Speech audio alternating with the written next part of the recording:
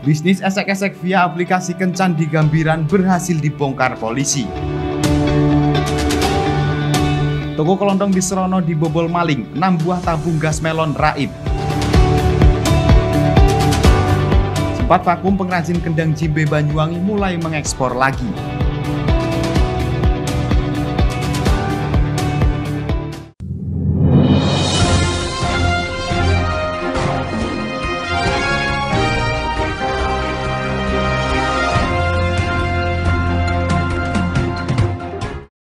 Mengawali informasi yang pertama, pemirsa, petugas unit Reskrim Polsek Gambiran berhasil membongkar bisnis prostitusi online dengan sistem open BO lewat aplikasi kencan di salah satu hotel di Kecamatan Gambiran. Seorang mucikari yang diduga menjadi otak bisnis esek-esek tersebut diamankan pihak kepolisian beserta barang bukti, 1 unit telepon genggam, dan uang tunai ratusan ribu rupiah.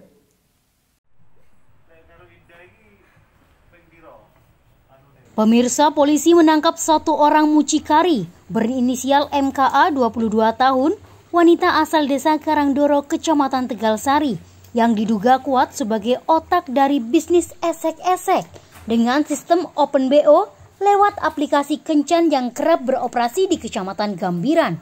Terbongkarnya kasus ini berawal saat polisi melakukan penyelidikan terkait adanya laporan warga yang mengaku resah lantaran adanya bisnis prostitusi online di Kecamatan Gambiran. Dan benar saja, saat melakukan penggerebekan di salah satu kamar hotel, polisi mengamankan sepasang laki-laki dan perempuan bukan suami istri, berhubungan badan layaknya suami istri. Saat diinterogasi, lelaki berinisial SL tersebut pada Senin lalu mengaku memesan wanita lewat aplikasi pesan singkat kepada MKA untuk memuaskan hasrat birahinya. Setelah menyepakati tarif yang dipatok oleh MKA sebesar Rp300.000, barulah SL dipertemukan dengan salah satu gadis yang dijajakannya untuk berhubungan badan dengan SL di hotel yang sudah dipesan oleh pelaku. Dari hasil penyelidikan itulah polisi langsung mengamankan MKA beserta barang bukti 1 unit handphone yang digunakan pelaku untuk berkomunikasi dengan calon pelanggannya beserta uang tunai sebesar Rp300.000. Berawal, anggota saya dari unit Reskrim itu ada informasi dari masyarakat tentang adanya prostitusi, perdagangan orang. Selanjutnya anggota lidik ngecek kebenaran info tersebut. Nah, benar, setelah anggota saya melaksanakan lidik di suatu hotel, ditemukan pasangan yang bukan suami istri. Nah, setelah itu kedua orang laki perempuan tersebut dibawa ke polsek, dilakukan interogasi. Keduanya mengaku bahwa ada orang yang ibaratnya bahasanya menjual, ya. Jadi setelah itu anggota saya bergerak melakukan penangkapan terhadap orang yang melakukan jual beli, jadi atau prostitusi tersebut. Dan malam itu juga berhasil kita amankan 1 orang tersangka yang melakukan perbuatan jual beli orang atau prostitusi melalui online, media online. Kurang lebih sudah sekitar 3 bulanan. 3 bulan ya. Dan berhasil kita amankan barang bukti, HP dari tangan tersangka, HP dari saksi-saksi, berikut uang sebesar Rp300.000 hasil penjualan orang tersebut. Pasal yang dilanggar pasal 296 KUHP dan atau pasal 506 KUHP. Ancaman hukumannya 1 tahun penjara. Untuk mempertanggungjawabkan perbuatannya, pelaku yang kini sudah ditetapkan menjadi tersangka oleh pihak kepolisian dijerat dengan pasal 296 dan 506 KUHP dengan ancaman hukuman 1 tahun penjara. Dari Banyuwangi, Jawa Timur, Eko Purwanto, Banyuwangi 1 TV melaporkan.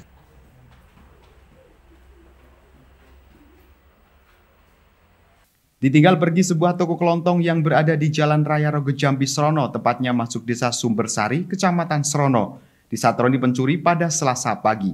6 buah tabung gas, 3 kg beserta isinya, raib digedol maling, yang diduga masuk dengan cara mendobrak pintu belakang toko tersebut.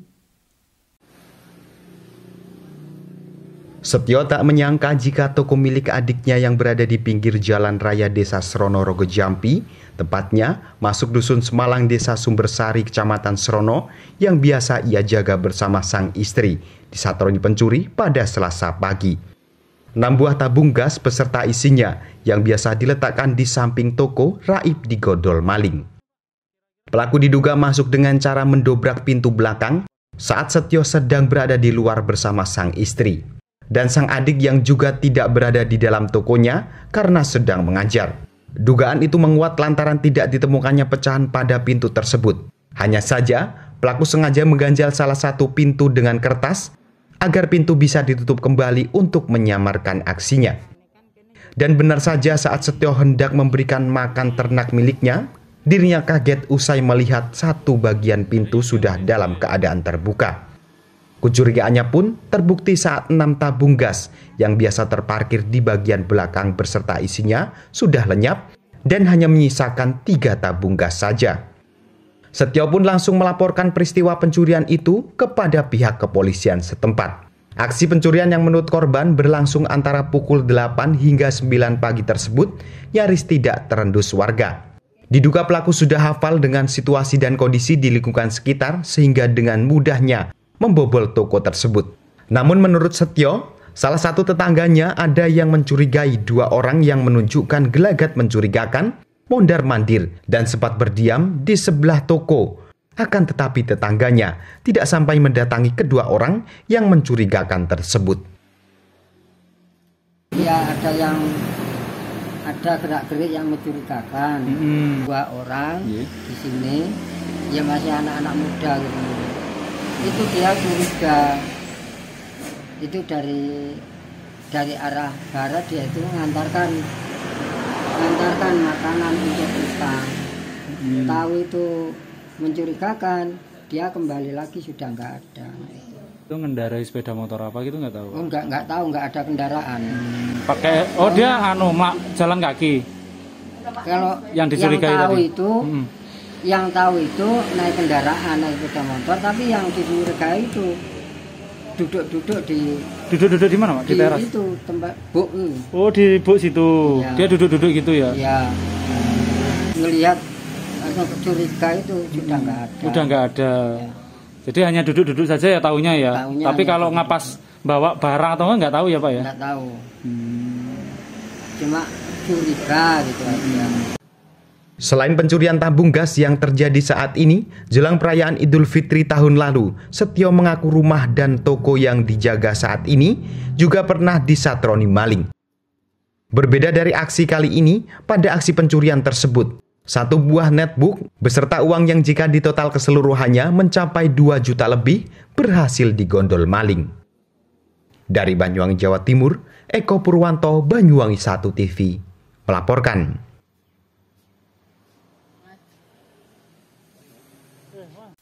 Sempat mati suri selama 8 bulan semenjak diterpa gelombang pandemi, ternyata tidak membuat perajin kendang jimbe asal Desa Karangsari, Kecamatan Sempu, gulung tikar begitu saja. Menggeliatnya pasar global belakangan ini, ternyata ikut mendongkrak pesanan kendang jimbe di pasar mancanegara yang jumlahnya mencapai puluhan ribu.